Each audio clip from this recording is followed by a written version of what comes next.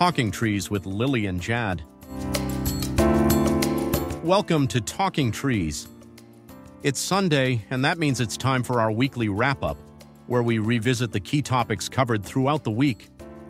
Today, we'll sum up everything from tree anatomy and physiology, tree climbing safety, and the latest arboriculture standards, to tree protection during construction and the role of the European Arboricultural Council. We'll also touch on the critical role trees play in biodiversity, which we explored in yesterday's episode. Let's dive into this week's highlights and reflect on all the fascinating discussions we've had. All right, let's dive in. We're going deep this time. A whole week's worth of Talking Trees, the podcast that gets down to the nitty-gritty of arboriculture. That's the care and science of trees, you know? Yeah, what's great about this deep dive is it doesn't just skim the surface. We're talking European tree care standards, how trees fight back against stress, and even the challenges of urban forestry. You know, for me, the highlight was learning about Neville Fay, a true pioneer when it comes to conservation arboriculture. His work with ancient trees, well, it's literally changed how we think about preserving these living monuments. But hey, before we get ahead of ourselves, let's start with the foundation of modern tree care in Europe, the European Arboricultural Standards. Right, and these standards, they're not just some rule book for the pros, they're a framework for anyone who cares for trees, making sure we approach them with precision, safety, with sustainability in mind. The standards, they really emphasize understanding a tree structure, its growth patterns. Got to make sure you're not taking off too much or cutting in a way that could actually harm the tree. So it's not just a chainsaw free-for-all, huh? You really need to know what you're doing. And speaking of knowing what you're doing, let's talk about this thing called reaction wood. It's amazing how trees respond to mechanical stress. Oh yeah, trees are incredibly adaptive. If they're leaning from wind or gravity, they actually grow special wood to compensate. Broadleaf trees, like oaks, they develop tension wood, which pulls them upright. Like they're doing their own tree yoga in there. Exactly. And then conifers, like pines, they form compression wood on the underside of leaning branches. It pushes them back up towards vertical. Now, this reaction wood, it's not just some cool biological fact. It actually has practical implications, like in woodworking, right? Imagine building a table with wood that's going to twist or warp because of how the tree grew. Right. So understanding those properties of reaction wood, it's super important for anyone working with wood. It's wild how something happening deep inside a tree can have such a real-world impact. And speaking of impact, let's shift gears to a more practical and sometimes risky side of arboriculture, tree felling. Yeah, even though trees give us so much, sometimes you got to remove them. Disease, safety concerns, development, all sorts of reasons. And that's when you really need a trained arborist. One thing that really struck me was how they use ropes and pulleys to dismantle trees safely. Especially in cities where space is tight, there's a lot at stake. It's a high-skill process, definitely. You got to understand physics, tree dynamics. You calculate the forces, the weight of branches, where it's going to fall, the impact on stuff around it. So it's not just chopping down a tree, huh? It's like a carefully planned operation. Yeah, like a choreographed dance. Making sure each part comes down safely, with minimal impact. Thinking about the strength of the ropes, the angles, even the weather plays a part. It's all about minimizing risk for the arborist and everything around them. Now, let's talk about a hidden danger to trees, especially those living near roadsides. Road salt. You know, those trees with the brown, almost burnt-looking leaves, especially in winter. Ah, road salt. Got to have it for safe driving in winter, but it can be brutal on trees. Messes with their ability to absorb water and nutrients. Leads to all sorts of problems. The Talking Trees podcast highlighted 2 studies on this that were really interesting. One from back in 2003 went deep on the symptoms of salt damage, helps arborists catch the problem early. And then a 2010 study, this one was by the Rhode Island Department of Transportation. They were looking for solutions, trying to figure out how to lessen the impact of road salt on roadside trees. Those trees have it rough, don't they? Pollution, limited root space, and then salt on top of it all. Exactly. So this research, it focused on finding salt-tolerant species that could handle those tough conditions. So if you live where road salt is a thing, take a good look at the trees along the roads. You might be surprised at what can survive out there. Good point. And speaking of survival, let's move from dangers to being proactive. Yeah. Tree risk assessment. Trees, especially in urban areas, they need regular checkups. to see if they're healthy and structurally sound. Like a physical for a tree, right? Exactly. But instead of blood tests and x-rays, we've got a whole range of methods to assess a tree's health, from simple visual checks to some pretty high-tech stuff. Because sometimes a tree can look perfectly fine on the outside, but have serious internal problems. Exactly. So it's not just looking at the tree, it's understanding its mechanics, its history, its potential to cause harm, right? Absolutely. And then you've got specialized software that helps calculate the risk. Factors in the species, size, location, even potential targets nearby. Helps prioritize which trees need the most attention. It's a whole detective investigation for trees.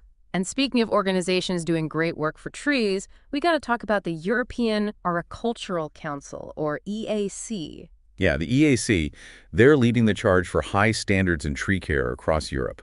Huge role in professional development, research, and raising awareness about how important trees are. Their certification programs, like the European Tree Worker and European Tree Technician certifications, those really stood out to me. Those certifications are like a seal of approval, Shows an arborist has the knowledge and skills to really take care of trees.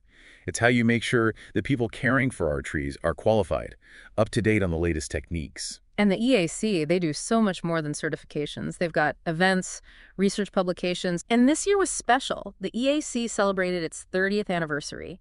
3 decades of promoting excellence in arboriculture, pushing for the care and understanding of trees all across Europe. Their impact on the field is undeniable. Healthier trees, safer urban environments, and a greater appreciation for the vital role trees play in our lives. Now get ready to be inspired because we're about to delve into the incredible work of Neville Fay. This guy, he's a visionary in the world of arboriculture. Neville Fay, Yeah. You hear his name, you think conservation arboriculture. He's dedicated over 35 years to sustainable tree management, especially focused on ancient and veteran trees. His approach, it goes way beyond just keeping trees alive, It's about their ecological value, understanding their place in the ecosystem, and making sure those living monuments are around for generations to come. He sees veteran trees as living libraries, each one with its own story, its history written in its bark, its branches. And he believes it's our responsibility to protect them, to learn from them. And his work has had a real impact, from managing the iconic royal parks in London to advising local governments on how to care for their trees. He's shaped policy, guided research, and inspired a new generation of arborists to look at trees through a conservation lens. And speaking of protecting those ancient trees, we got to mention Neville Fay's work with the Ancient Tree Forum. Yeah, the Ancient Tree Forum, they're a UK-based organization dedicated to conserving ancient and veteran trees, raising awareness, promoting best practices, advocating for policies that protect these living monuments. So what are some of the ways arborists actually care for these ancient trees? One of the main principles is to intervene as little as possible. Respect the tree's natural processes, only step in when absolutely necessary. So let nature do its thing as much as possible. Exactly. Like with pruning, they keep it to a minimum on veteran trees.